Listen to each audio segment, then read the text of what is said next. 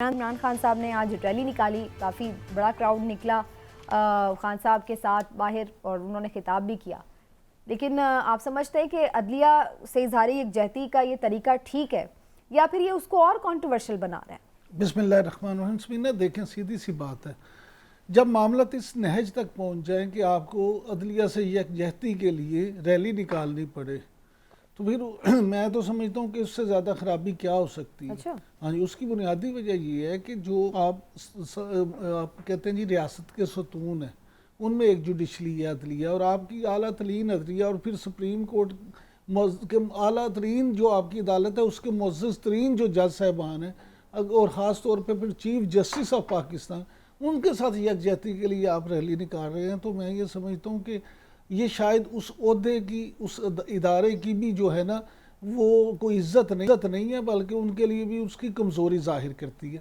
माजी में भी ऐसा होता रहा। यूसुफ रज़ा गिलानी साहब के केस में आपको याद होगा, उस वक्त मुस्लिम लीग नून इज़हारे यकजहती के लिए रैलियाँ निकाल रही थी। तो ये देखिए, सियासतदानों का मामला ये है, मेरे नज़दीक तो मैं इसे अलमिया समझता हूँ, इस कौम के लिए, इस रियासत के लिए, इस मुल्क के लिए, कि सियासतदान आपस में मामलात को हल करने की बजाय इतने मुतनाज़ बनाते जा रहे हैं, इतने मुतनाज़ बना देते हैं कि फिर उसके बाद कोई नहीं रहती बाकी चीज़। मैं तो समझता हूँ कि इस वक्त जो हालात हैं मुल्क की, और ख़ास तौर पे महंगाई ने जिस तरह से अवाम को मार दी है, इस वक्त यकजहती की ज़रूरत तो अवाम के साथ है कि ये सियासतदान उठे और अवाम के साथ यकजहती मनाए, ना कि ये अपने अपने फ़ायदे के लिए, अपने अपने उसके लिए, कोई सुप्रीम कोर्ट के साथ मना रहा है, कोई किसी के साथ मना रहा है, कोई किसी के खिलाफ चला हुआ है। देखिए, मामला ये है कि पीटीआई जो है उसने अब किया क्या, वो पहले फैसला करते हैं, उसके बाद यू टर्न लेते हैं, फिर अदालतों में चले जाते हैं, और उनकी इस वक्त दो ही चीज़ें हैं, एक वो अदालत की तरफ देख रहे हैं, उन्हें अदालतों से उम्मीद है, या फिर वकला तंजीमों के साथ। अगर आप थोड़ा सा माजी में चले जाएं तो यही सेम आपको पोजीशन मुस्लिम लीग नून की नज़र आएगी। यानी अवाम को सिर्फ बेवकूफ़ बनाया जा रहा है, मसाइल वहीं के वहीं खड़े हैं, जिसको अपनी मर्जी का फैसला नहीं मिलता, जिसको अपनी मर्जी के साजगार हालात नहीं मिलते। हाँ जी। अब बात ये कि 90 दिन में इलेक्शन नहीं हुए तो जाहिर है वो अदालत ही जाएंगे। तो नहीं तो अदालत जाएं, लेकिन अगर उन्हें अपनी मर्जी का फैसला नहीं मिल रहा, जिसपे फैसले पे अमल दरामद ना हो, क्या वो अदालत भी बंद होने के मुतरादिफ नहीं है? एतजाज एहसन साहब ये कह रहे हैं कि अगर चीफ जस्टिस के फैसले पर अमल नहीं होता तो इससे बेहतर है फिर अदालत को ताला लगा। नहीं तो मुझे आप ये बताएं कि चीफ जस्टिस के फैसले पे अगर अमल ना हो और वो चीफ जस्टिस अब अमल ना करवा सके, तो फिर तो मैं समझता हूँ कि तमाम जज साहबान को खुद इस पे सोचना चाहिए और कोई ऐसा एक्शन लेना चाहिए कि टांग दें। फिर फैसला गलत है या सही वो अलग बात है, लेकिन कानून और आइन में इस बात की कोई गुंजाइश नहीं है कि फैसले पे अमल। चलें जी, ठीक है। समीना, मैं नवाज शरीफ या इमरान खान की बात नहीं कर रहा, मैंने तो उस पर बात की है कि जब किसी की सुलह की। आज भी उन्होंने अच्छी खासी कर। चलें जी, आगे बढ़ते हैं टॉपिक पे। बात हम करेंगे सैफ अली की मुज़ाकरात की। इस्लामाबाद में चाइना, अफगानिस्तान और पाकिस्तान के वज़ीर ख़ारजा की जो टॉक हुई है और बातचीत हुई है, उससे दो तीन अहम चीज़ें हैं जी। CPEC को बढ़ाना है, जो खित्ते में अमन है उसको बढ़ाना है। दो तीन चीज़ों के ऊपर ये इत्तेफाक भी हुआ है कि जो सनत है, तिजारत है, उन सबको फ़रोग देना है। तो ये सारी चीज़ें, तो इमरान साहब, ये स्ट्रेटेजिक पॉइंट ऑफ व्यू से कितना आपको इम्पोर्टेंट लग रहा है ये इजलास, और क्या ख्याल है आपका, इसके कोई फ़ायदे भी होंगे या बस वही बात है कि फ़िलहाल हम और चीज़ों में इतने फंसे हुए हैं? नहीं, मेरा ख्याल है कि हमारे लिए तो शायद ये शंघाई कॉन्फ्रेंस से भी ज़्यादा इम्पोर्टेंट है। अच्छा। हाँ जी, उसकी बुनियादी वजह ये है कि देखें, चीन ही आपका एक ऐसा दरीना दोस्त है जो हर मुश्किल वक्त में आपके काम आता है। और अब भी देख लें कि जब IMF के भी मामला आता है तो सऊदीया और UAE भी अभी पीछे रुके हुए थे, लेकिन चीन ने आपकी मदद की है और आपके साथ है। उसकी बुनियादी वजह यह है कि CPEC सिर्फ पाकिस्तान के लिए नहीं है, खुद चीन को इससे बहुत फ़ायदा। और फिर अफ़गानिस्तान के साथ जो आपके मामलात हैं वो आपके सामने है, किस तरह से सरहदों पे कशीदगी है, किस तरह से हमारे यहाँ जो दहशतगर्दी के मामलात हैं, हमें उन पे बहुत सारे इतराज़ात हैं। तो ये जो मीटिंग है इस हवाले से बहुत अहम है कि जब आपके मामला ठीक होंगे, बेहतर होंगे, तो फिर आपका एक दूसरे के साथ जो ट्रस्ट डेफिसिट है वो भी कम होगा। और चीन क्योंकि CPEC में भी अफगानिस्तान को भी शामिल करना चाहता है, और इन चीज़ों से तो मैं समझता हूँ कि ऐसी चीज़ों से अल्टीमेटली आपको फ़ायदा पहुँचेगा। लेकिन इंडिया को बहुत मसला है CPEC से, उनके तहफ़्फ़ुज़ात हैं। और इंडिया का जो दौरा भी किया है बिलावल भुट्टो जरदारी ने, वज़ीर आज़म साहब की स्टेटमेंट आई कि जी PTI उनके दौरे को मुतनाज़ बना रही है। तो ये बेसिकली उनका दौरा करना और फिर उनके जो इंडिया के वज़ीर ख़ारजा जयशंकर का जो आया स्टेटमेंट, वो मुतनाज़ कर रहा है या पीटीआई उसको मुतनाज़ कर रहा है? देखिए समीना, मैंने कल भी कहा था कि मैं तो ज़ाती तौर पे बिलावल भुट्टो ज़रदारी के इस दौरे को बहुत ज़रूरी समझता हूँ और अच्छा समझता हूँ कि उन्होंने जाके अपना मौक़िफ़ पेश किया और वहाँ पे गए ना। आप देखें, किसी से ये नहीं होता कि आप रूठ के बैठ जाएं। वो कहते हैं जी तुम रूठे हम छूटे। आपने अगर किसी से मामला हमसायों से अच्छे ताल्लुकात किए बगैर आपका गुजारा नहीं है। जो लोग ये कहते हैं ना इंडिया और पाकिस्तान की दुश्मनी है हमेशा और हमेशा रहेगी, वो मैं समझता हूँ कि इस बात को शायद पूरी तरह से समझते नहीं है। Being a follower of politics, मैं तो ये ज़ाती तौर पे समझता हूँ कि आपको इस खित्ते में अमन के लिए भी ज़रूरी है कि आपके इंडिया के साथ अच्छे ताल्लुकात हों।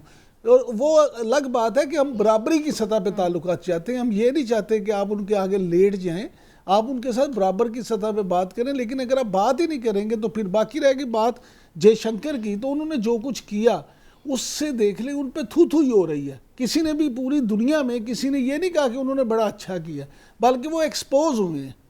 तो वो ये हमारे यहाँ तो वो पॉलिटिक्स शुरू होगी ना उसके तो ऊपर। पॉलिटिक्स इसी तरह से ना, प्राइम मिनिस्टर मियां शहबाज शरीफ ने शायद ये इसलिए बात की होगी कि कल पीटीआई के लोगों की तरफ से बहुत सख्त रिएक्शन आया था कि हम पहले ही कहते थे बिलावल को नहीं जाना चाहिए था, इन्होंने जाके बेइज्जती कराई है, मुल्क की बेइज्जती कराई।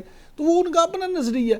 अब वज़ीर आज़म साहब को, इमरान खान साहब ने तो आज की रैली में जब इस इवेंट पे बात की है तो उन्होंने तो कहा है कि उन्होंने तो लताड़ा उसको अच्छा खासा जयशंकर को। उन्होंने कहा आपको तहजीब नहीं है। इमरान खान साहब ने तो दोनों बातें के ऊपर ये हम कह सकते हैं कि इस पर हमें वो कंट्रोवर्शियल पीटीआई कर रही है। मैं ये आपसे कह रहा हूँ कि इमरान खान साहब ने दोनों बातें की हैं। उन्होंने ये भी कहा कि बिलावल को नहीं जाना चाहिए था, और दूसरी बात फिर उन्होंने की है कि जहाँ तक जयशंकर की बात है तो वो तो है ही, उसकी तो सारी बेहुदा गुफ्तगू और इस तरह की बात है। तो ये सारी अगर आप ये बात देखें तो इसी तरह से है।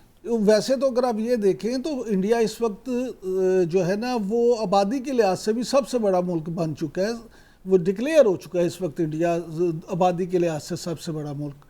लेकिन गुजारिश ये है कि आप जो बात कर रहे हैं वो सारी बातें ठीक है, लेकिन थोड़ा सा अगर आप being a student of history अपनी हिस्ट्री पे देखें तो पाकिस्तान और इंडिया में इससे ज़्यादा मामलात ख़राब होते रहे हैं। लेकिन उस वक्त भी आपने आगे बढ़ के कदम उठाया और डिप्लोमेसी जिस बला का नाम है उसी से हुआ।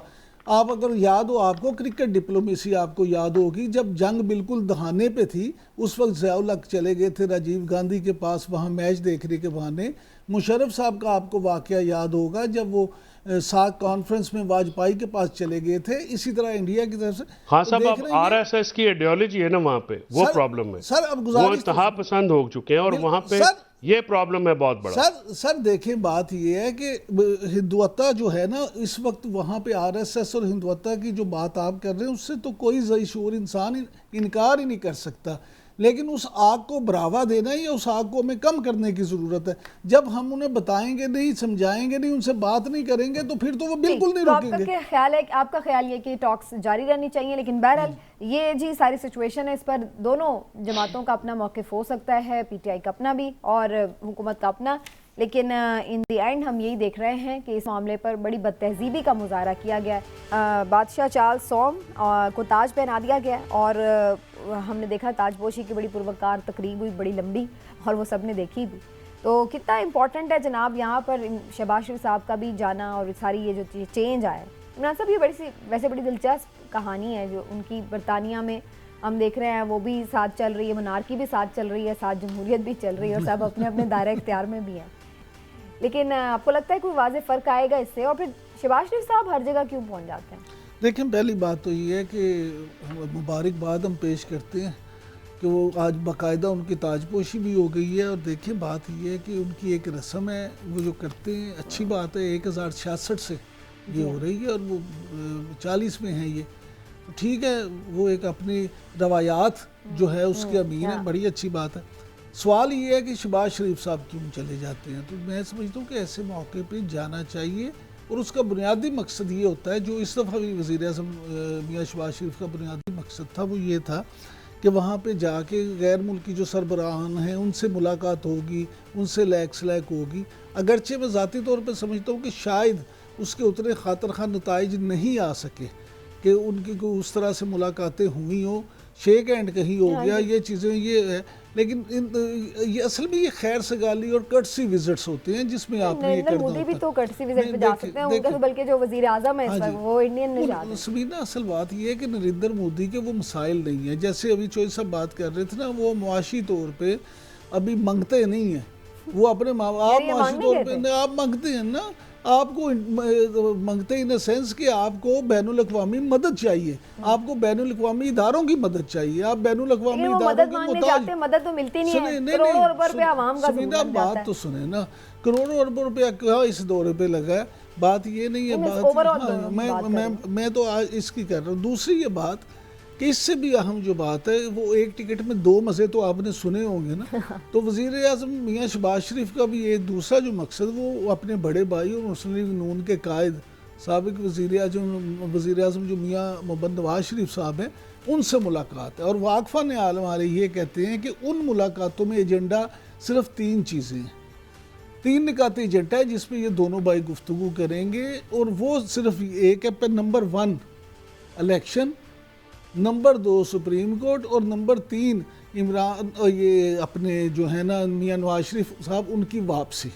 अब ये एक स्ट्रेटेजी उन्होंने बनानी है बैठ के कि ये तीनों चीज़ें किस तरह से करनी। ताजपोशी सिर्फ बहाना था, ताजपोशी भी एक वजह थी, लेकिन दोनों ये काम ठीक हो गया।